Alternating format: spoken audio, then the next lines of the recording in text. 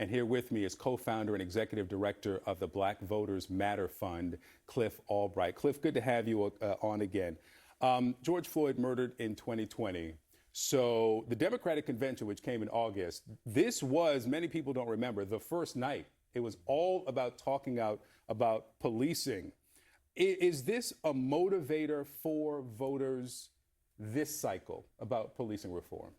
Yeah, thanks for having me, Victor. And yes, it is. Before I talk about the voters, I just thought, even listening to that, it was so interesting to hear Tim Walz using the language of Dr. King, right? Respectfully, using the language of the protest being the voice of the unheard, the frustrations, using the language of where do we go from here, referring to Dr. King respectfully, in contrast to Donald Trump, who just yesterday or the day before, just yesterday was comparing his crowd size to Dr. King. I have a dream speech. So even in that, there's such a contrast. But directly to the question, yes, this issue is still relevant. It's the issue that had many of us in the streets for months throughout 2020, but it's not gone away. And it's still an issue that people want to see action on. Even now, when you talk about this election, to whatever extent Black voters wanted to see more out of this administration or this Congress, one of the things you often hear is what's going on with police accountability, with police violence. Where's the George Floyd Act? And that's a major issue where, in effect, this administration, including Vice President Harris, they actually have a powerful story to tell because this administration and the Department of Justice has actually done a lot on that very specific issue. In 2020, because of the climate around policing and the murder of George Floyd, there were some, and many in the Black community, but not exclusively to the Black community, who were suspicious of Kamala Harris, then Senator, former prosecutor, top cop. Right. How much of that still resonates now after her time as Vice President?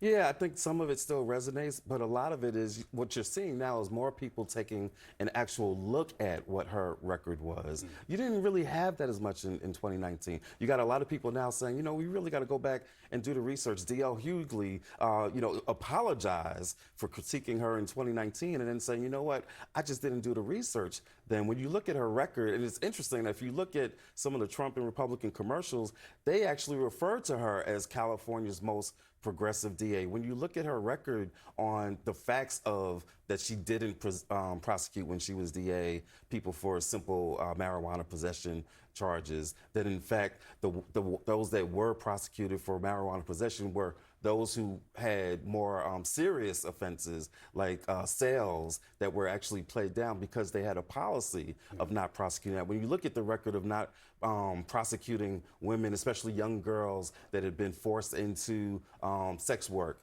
that she would not, in fact, the police were upset because she wouldn't prosecute such people. When you look at the record, which is a record, keep in mind, we're talking about the 10-year anniversary of Michael Brown, right? Yeah. She had, in 2007 and 2008, 6-7 years before Michael Brown, before Black Lives Matter, before this notion of a progressive prosecutor, when you look at her actual record, when you look at the program, the diversionary program that she had to keep people from getting serious charges. When you look at all that, she was actually doing and saying some things 6 years before Michael Brown that today many people do look at as a progressive record. Let me ask you about this. You mentioned the former president's news conference on Thursday, which was all over the place, but it did go here as well. Let me play a bit of it. It's possible that it won't do as well with Black women, but I do seem to be doing very well with other segments, extremely well with Hispanic. Jewish voters way up.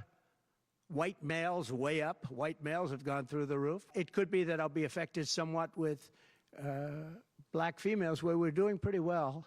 And I think ultimately they'll like me better because I'm going to give them security, safety, and jobs. You chuckled. Yes. Give me the reaction. First of all he said, the thing that's most humorous is that he's doing better with Black females, with Black women. He knows that Black women is his kryptonite. He knows that if he gets 2 votes out of Black women in this election, I'd be really surprised. But at the end of the day, it's because that he's not offering anything in terms of policy. It's because we see that he runs on anti-Blackness. Keep in mind, we're talking about the rebellions, the protests of 2020. He wanted to have troops You talk about the National Guard. Yeah. He wanted troops to come in. He wanted them to shoot protesters in D.C. He's constantly talking about federalizing local jurisdiction and bringing federal police and troops into cities like Chicago and D.C. His Project 2025 actually enshrines that in policy. And so it's not just that his words are silly and, yes, weird and dangerous. It's that the very policies can impact our lives. It can literally be a matter of life or death in some of our cities if he were to be able to control law enforcement. Yeah, he has tried to distance himself from Project 2025, but he is not distancing himself from a plan to give officers absolute immunity, which would change policing in many communities potentially. Cliff Albright, thank you so much for being with me.